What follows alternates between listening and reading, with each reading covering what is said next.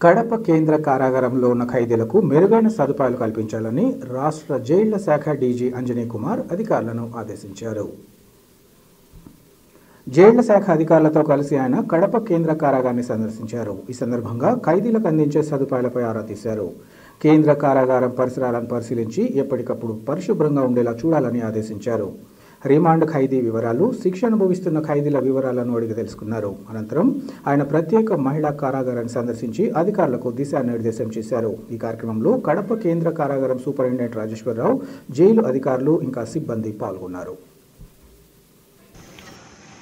ఈరోజు Kadapa central prison తర్వాత women prison inspect చేసి సీనియర్ ఆఫీసర్స్ తోటి డిస్కషన్ అన్ని చేస్తాను. ఈరోజు ఒక డ్రగ్ రీహాబిలిటేషన్ సెంటర్ ఈ ఇనాగ్రేషన్ కూడా జరిగింది.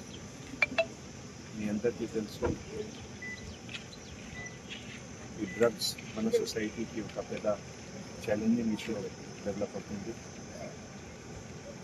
మన ప్రతి ప్రిజన్ డిపార్ట్మెంట్లో జీరో డ్రగ్ అండ్ నార్కోటిక్స్కి ఒక గోల్ అందరికీ ఇచ్చాము.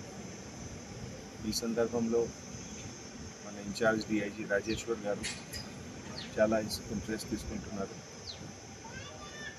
ఇదే విధంగా కొన్ని రిపేర్ వర్క్స్ పెండింగ్ ఉన్నాయి, కొన్ని మైనర్ ఎలక్ట్రికల్ రిపేర్స్ ఇష్యూస్ కూడా ఉన్నాయి. అన్ని గురించి కూడా ఫండ్ గురించి ట్రై చేసి నెక్స్ట్ 2-3 months మొత్తం వర్క్ కంప్లీట్ చేస్తాం. ఓకే.